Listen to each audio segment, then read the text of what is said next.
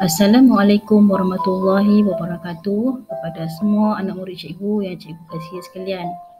Pada pagi ini kita akan melihat subjek Bahasa Melayu Komunikasi dan pada masa ini kamu bersama-sama dengan cikgu iaitu Cikgu Ashley binti Abdullah.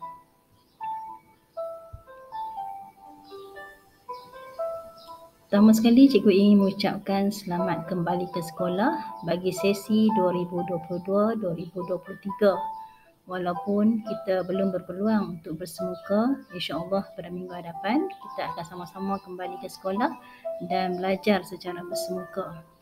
Jadi pada sesi kali ini cikgu akan mengajar kelas kamu iaitu kelas 4A yang terdiri daripada 8 orang murid untuk kita sama-sama belajar Bahasa Melayu Komunikasi.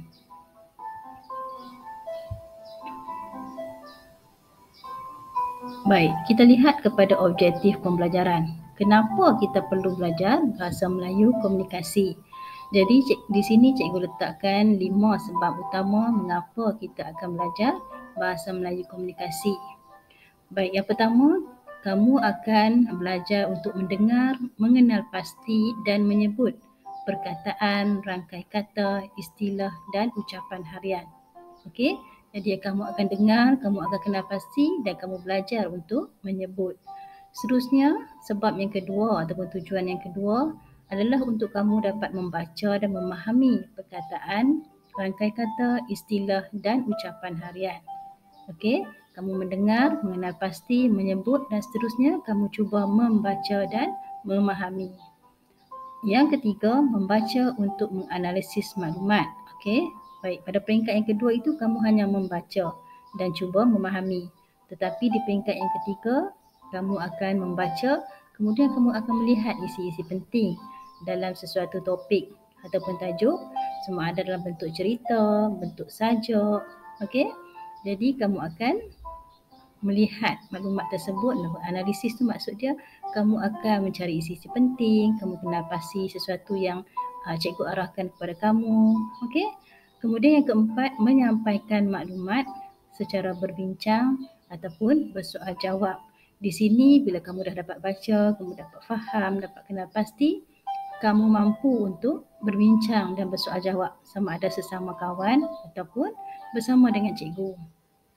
Dan akhir sekali yang kelima adalah peringkat yang paling tinggi iaitu kamu mampu untuk menulis maklumat lengkap. Contohnya di sini seperti cikgu minta kamu buat karangan. Cikgu bagi contoh-contoh perkataan, kamu akan bentukkan menjadi ayat dan seterusnya menjadi karangan pendek. Okey. Jadi untuk peringkat awal cikgu akan kenal pasti dululah siapa yang mampu membaca, siapa yang tak mampu membaca. Mungkin cikgu akan gunakan kaedah yang berbeza walaupun kamu berada dalam satu kelas. Okey, sebab cikgu nak pastikan tak ada yang ketinggalan dalam Bahasa Melayu Komunikasi. Cikgu harap di akhir pembelajaran, di akhir tahun nanti, kamu mampu membaca bagi yang tidak mampu membaca. Okey.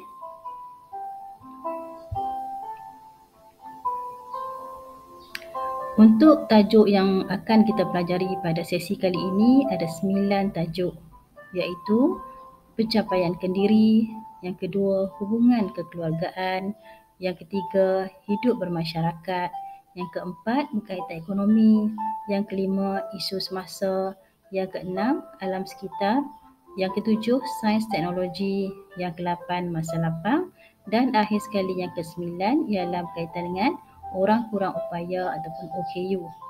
Baik, ini adalah 9 tajuk yang terdapat dalam buku teks yang kita akan pelajari.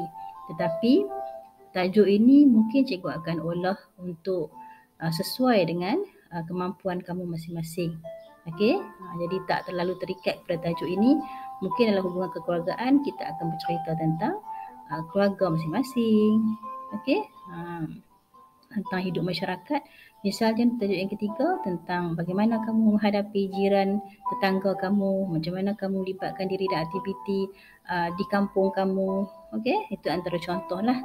Jadi 9 tajuk ni cikgu akan pastikan diolah dengan baik untuk berdasarkan kemampuan masing-masing. Baik, jadi sampai di situ dulu untuk kali ini. Okey. Nanti bila kita bertemu kembali di sekolah, kita akan berbincang lebih lanjut, kita akan belajar dengan lebih meluas lagi. Okey. Jadi jaga diri baik-baik. Sampai di sini dulu daripada cikgu. Assalamualaikum. Bye bye.